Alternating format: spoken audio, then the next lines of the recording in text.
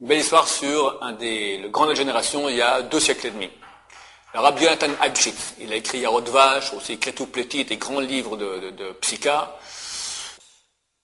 Un jour, le seigneur de sa région lui dit, dites-moi, vous dites que Mashiach, votre Messie va venir un beau jour, mais qui vous êtes? Un petit peuple, sans rien.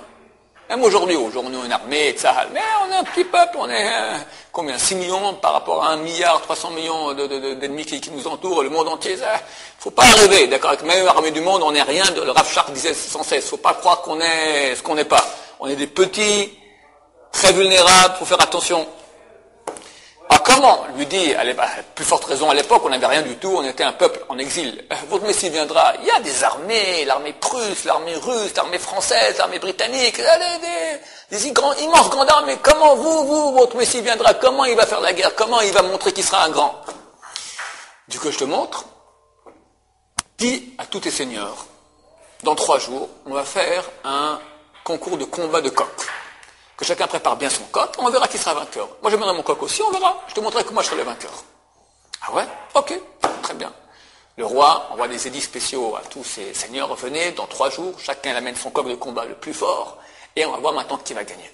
Après 3 jours, les trompettes, les drapeaux, tous les seigneurs qui sont là, et le roi s'installe, et chaque seigneur amène son coq, des coqs flamboyants, des coqs cruels, forts, puissants. Et le roi vient, il sort d'un coup de son sac comme ça, un petit coq, tout freluquet, tout tremblotant.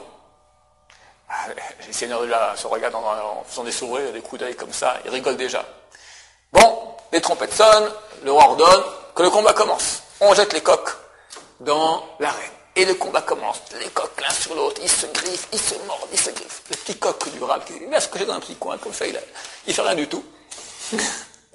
Et à la fin du combat, tous les coqs sont morts, et le petit coq qui sort comme ça, tout penaud, vivant. C'est marqué dans les textes qu'à la fin des temps, il y aura une grande guerre dans le monde. On n'est pas prophète ni fils de prophète. C'est vrai que tout le monde sent un peu que c'est pour bientôt.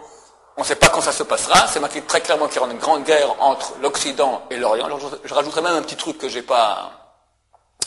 C'est marqué dans les écrits de Rabbi Yoshua Eshel Meapta qu'à la fin des temps, les peuples vont faire la guerre entre eux.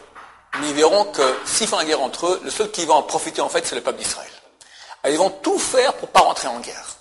Mais néanmoins, c'est marqué, comme ça a dit Rabbi Joël Meapta, par la tignasse de leur chevelure, de force, ils seront obligés de rentrer en guerre.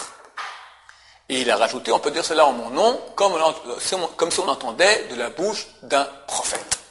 On a un exemple éloquent de cela par le combat de coq de Rabbi Yonatan Eibschitz. Bonne journée.